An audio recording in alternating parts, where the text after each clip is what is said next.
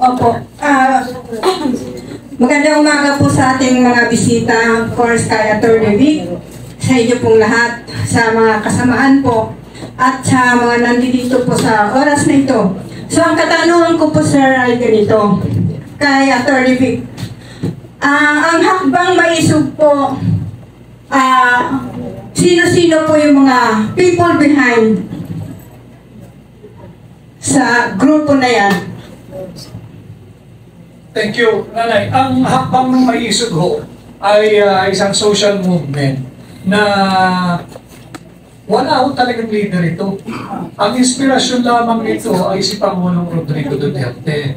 At ito ho ay nagsimula noong January when we were pushing for resistance o tayo po ay kontra doon sa ginagawa nila noong January na charter change. Yung pagpapalit ng ating saligang batas. Atin pong kinontra yan, ang hakbang ng maisog, sapagkat yung pagkalikod po nila sa ating saligang batas ay hindi para sa ikabubuti na nakararami. Ang kanilang layunin lamang ay mapahaba pa yung kanilang termino at hindi na sila bumaba sa pwesto. Yun po ang simula na hakbang ng maisog. So ito po, lahat ng mga naninindigan at ayaw doon sa usapin ng korupsyon, yung ayaw sa usapin ng gera laban sa China, yung ayaw sa pagpapakalat ng droga, at yung ayaw sa paglipanan ng kriminalidad, yan po ay welcome sa hakbang ng maisog. Okay, thank you po very much. Salamat po, Nay. Meron pong susunod na magtatanong. Samantalahin po natin yung pagtatanong. Meron pa po tayong 4. Sa hanay po ng ating mga vloggers, kaibigan sa social media, may tanong po ba kayo? Tanong po. Sige po, kahit na about drugs, magtanong kayo. Kasi kailangan po nating malinawan kung bakit tayo nandito ngayon. Sayang po yung pagkakataon na nandito ating mga resource persons na hindi pa rin po nagsising in. Ba't pa tayo nandito ngayon? Ano bang hakbang na maisog? So maganda po yung tanong ni Nanay kanina una. Palakpakan po ulit natin. Okay, may questions po. Wala na? Wala na. Wala pa tayong mga bayan dito, Pilipino, na gustong magtanong. Palakpakan po natin ang isang maisog na tumayo para magtanong. Magandang umaga po sa ating mga bisita. Ang katanungan ko lang po, bakit po lumalaki ng gusto ang utang ng Pilipinas? Ito po ay dahilan ng isa kahirapan ng Pilipino dahil yung pera natin pag may utang malaki, ang pera ng bansa ay bumababa, nag-devaluate po. Yun na po ang aking katanungan. Maraming salamat po. Okay, thank you po. Anyone can answer po, kahit sino. Noong 2022 ho, nung pagkapanalo at bago magsimula yung panunungkulan ni Bongbong Marcos, ang utang po ng Pilipinas ay almost 12 trillion pesos. Ngayon no, end of July is 15.69 trillion pesos. So in less than 2.5 years, umangat na po yung utang ng halos 4 trillion pesos. Nakakatakot po yun. Bakit? Dahil doon po sa medyo hindi po natin expertise lahat ito, but these are just the basics.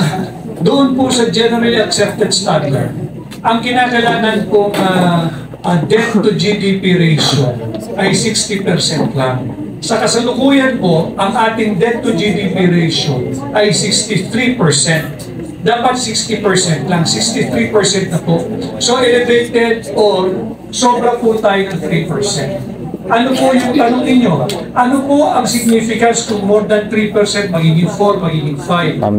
Magiging mas mahal po yung cost of money o yung cost of borrowing.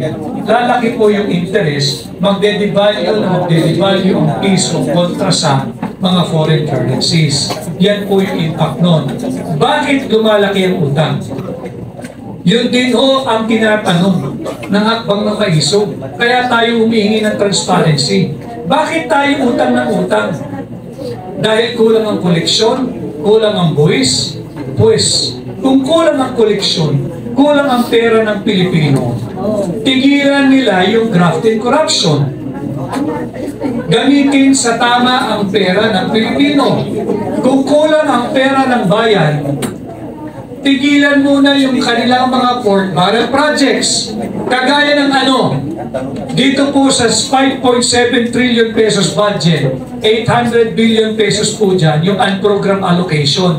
Meaning, port barrel po ng mga mambabatas. Kulang na nga ang pera mo. Nakuha mo pang magsingit ng 800 billion pesos sigit kumulang na port barrel projects. Huwag na ho kayong malito. Umuwi tayo doon sa home economics.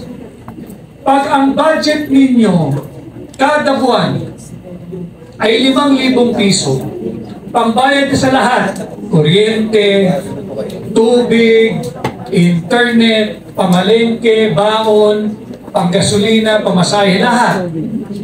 Pag 5,000 lang ang budget mo every month, pwede ka bang bumili kahit utang ng isang appliance, TV halimbawa na bago, na worth 7,000 pesos? Ang budget mo nga lang para sa lahat na ay 5,000 pesos. Hindi ba meron tayong matagal ng kasabihan, tayong mga Pilipino, na kapag ka ang kumot ay maiksi, matuto tayo mamalukton. Matuto tayong maghigpit ng sinturon. Pag hihigpit ba ng sinturon, nag-birthday ka lang kahit pangulo ka, ang nag-concert sa'yo ay yung internationally known and famous Duran Duran.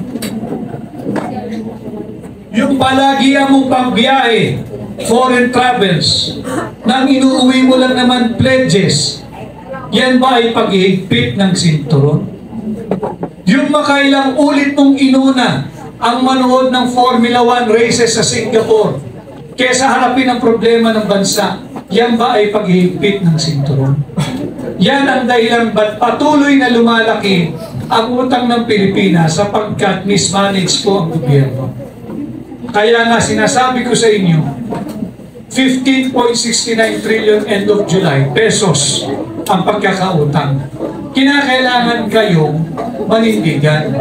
Kinakailangan kayong makipagkaisa sa hakbang ng maisog. At higit sa lahat, kinakailangan kayong marinig yung pinig ninyo. But again, ladies and gentlemen, it's up to you. It's up to you. Kung gusto nyo magpatuloy ang ganitong buhay nating mga Pilipino, nasa sa inyo. Kung okay na kayo sa tinatamasa ninyo ngayon sa buhay at sa lipunan, sino ba naman ang hakbang ng maiso para pangunahan kayo? Subalit, kung nakikita ninyo at naaamoy ninyo ang umaalingasaw na amoy na korupsyon sa gobyernong ito, kumilos na ho kayo. Okay, with that po ating mga speakers, before we proceed to the next question, wala. So sana dito, nasagot po. Yun po ang totoong kasagutan at eksaktong kasagutan. So, meron po muna dito. Next po kayo, tita ha. At ngayon naman po, dito po sa aking gawing kanan ay pagbibigyan po natin ng pagkakataon na mapagtanong ang isa po sa ating mga leader. Pang-5 po kayo. Okay, bigyan po natin si tita yung mikropono. Tita, tanong niyo po. Pakilala po kayo. Magandang umaga po sa ating mga naging panauhin. Ako po ay narinig ko po kanina yung magagandang mga paliwanag po ng ating mga maisog. Samahan po natin. Kami po ay mga din ni Ma'am Sara Duterte, mga supporters po kami. Narinig ko po kasi na kanina sabi, ang dapat natin na tuunan ng pansin, focus, ay yung mga tinatawag na mga hindi po dapat makorupsyon, yung pangangailangan po ng mga bawat Pilipino. Na hindi lang po yung pantawid, hindi lang po yung mga ayuda, kundi panghabang buhay na pangangailangan ng bawat Pilipino. Ito po si Sara Duterte, na ko po siya, napapakinggan ko po yung kanyang mga pananalita sa Napakaganda po ng kanyang mga programa. Napakaganda po ng sinasabi niya. Katulad po yung sa sir, kung sino po sila pwede magsagot doon sa tanong ko, regarding po doon sa status ng programa ni Ma'am Sara, katulad po ng livelihood. sabihin man natin, sir, na maliliit lang na halaga, pero malaking tulong po yung para sa amin. Hindi po namin alam kung status ngayon, pero kami po ay talagang naniniwala na ang gusto mangyari ni Sara ay tugunan ang mga pangangailangan ng mga Pilipino, hindi po sa mga politika. Yun po ang talagang inaano niya, na matulungan ang mga Pilipino para sa kagutuman, para sa pangangailangan. Doon po siya nakapokus, hindi po sa kung ano-ano mga politika ng mga usapin. Kaya ako po nagtatanong, ano na po ba yung tungkol doon sa OBP na programa niya sa livelihood na amin din pong inaasahan na kami po ay matugunan. Mabigyan po ng katugunan doon. Pangalawa, sir, may walang galang na po dahil ako po ay apektado doon sa anak ko ng PWD. Nagtataka po ako sa gobyerno natin, bakit po yung mga school? May mga school po na libre naman yung mga college. Pero bakit po sa mga normal lang po yun? Bakit po sa mga PWD wala po? Kasi yung anak ko po, hindi ko po yung matuloy-tuloy mapag-aral kung wala po kami pera pambayad sa mga private school. Bakit po nangyari? Parang napansin ko, pagdating doon sa private, hindi na po pala makakapasok yung anak ko kung wala kaming pambayad. PWD po yun. Pero doon sa ibang school na normal naman, okay, meron naman libre yung college. Nagtataka lang ako, bakit sa PWD wala po? Tama po yung sinasabi niyo, meron naman kung tutuusin, di ba, na pondo, pero nauwi nga sa korupsyon. Hindi naman po ako nagsasabi dito kung sino po yung nagpo-corrupt. Wala naman po akong binabanggit kung sino, dahil hindi ko naman po din alam. Ang ano ko lang, pinagtataka ko lang yun sa mga anak ko na katulad ng PWD. Bakit hindi po yung nabigyan ng pansin? Hindi po yung natugunan. Nakailangan pa akong kumuha ng mga sponsor para mga anak ko makapag-aral. Yung po lang ang napansin ko na wala po tayong government na tulong na tungkol sa PWD na mga may kapansanan na libre ang school, kahit private. Yung po ang napansin ko, sir. Ngayon, yung OBP po na nagbigay si Ma'am Sara ng tulong na programa para sa mga mamayan katulad livelihood, napakalaking tulong po ito sa amin. Kaya amin pong inaasahan na mangyari pagganap na isa rin po talaga na makakatulong sa amin para makapaghanap buhay po kami na yung negosyo na aming gagawin ay ito po'y magtuloy-tuloy at makakatulong sa buhay namin na makapagtrabaho kami ng maayos at legal. Kaya napalaking bagay po ang ginagawa ni Ma'am Sara Duterte para sa ating bayan. Ilaman po. Okay, maraming salamat sa actually po kaya pero dito yun pangunawa natin. Alam po natin lahat na giniipit po ang ating pangalawang Pangulo. Political motivated na po lahat ang investigation sa Congress at saka sa Senate. Nakikita natin lahat kung gaano siya nagpapakahirap para po sa mga may hirap na Pilipino. Kaya po binubuo yung negosyo para po makatulong talaga sa totoong mga may hirap. Yun naman talaga target niya. Pero alam natin na may budget siya o wala, hindi kayo siya o wala, talagang patuloy po niya nagampanan ang pagmamahal sa masa po tayo na hindi po siya matitinag. Political na po yan. Kaya po tayo nandito na hindi po tayo dapat natutulog sa lahat po ang lahat ng Pilipino. Thank you. Palapakan po natin si Tito Boy. Ginawa lang. Meron pa kung attorney?